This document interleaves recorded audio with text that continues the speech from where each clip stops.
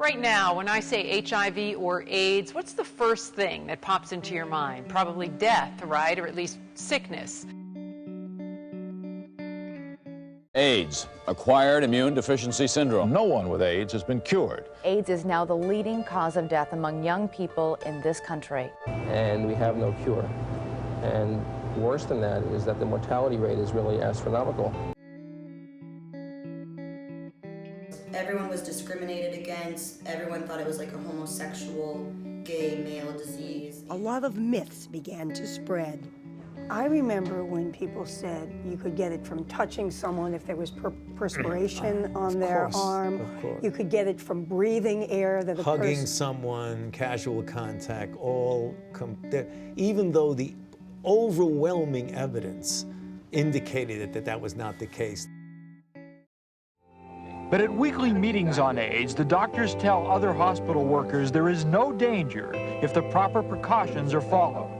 There's a lot of panic being spread. Nobody has come down with AIDS from breathing the air. That's number one.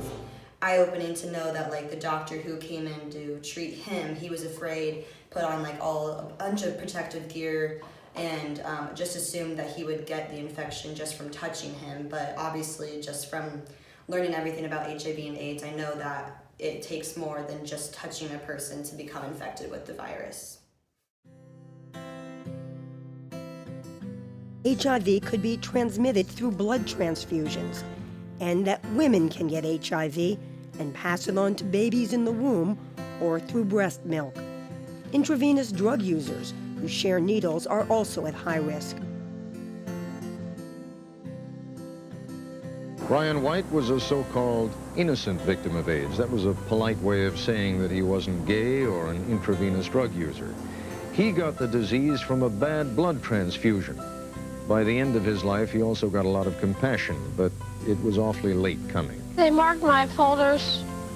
They marked fag and other cruel things.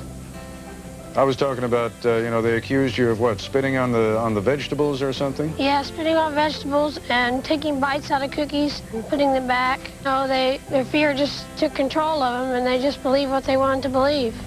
After a 6-year fight against AIDS, 18-year-old Ryan White is still clinging to life tonight in an Indianapolis hospital. Seems to me you lived your life like a candle in the wind. Ryan is getting plenty of moral support. Elton John, who Ryan met at an AIDS fundraiser, came to visit. Michael Jackson, Johnny Cash, Joe Montana called. Hundreds have sent cards, telegrams, flowers.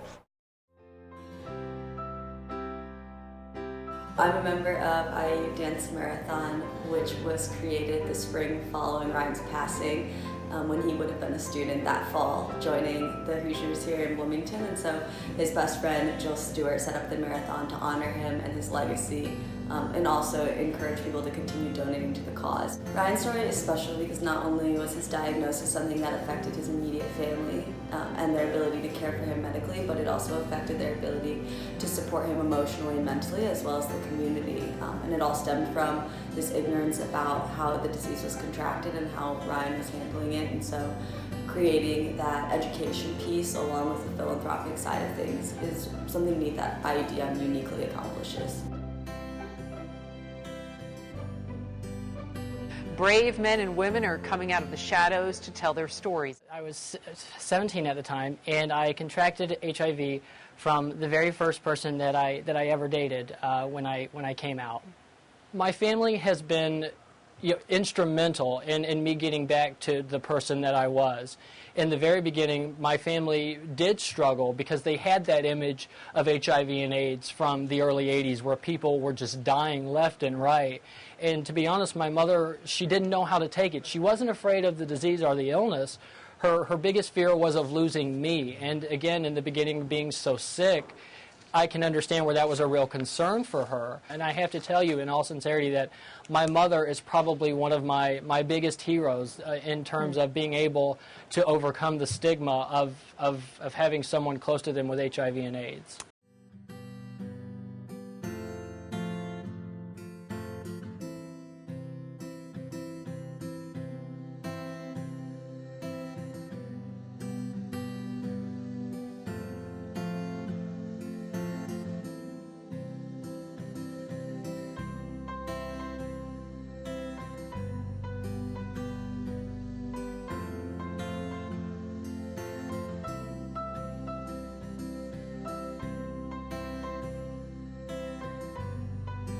Go ahead and get those images out of your head, please. Today, 30 years after HIV/AIDS was first discovered, people are surviving. They're living full, successful, healthy lives. It's not the death sentence that it once was.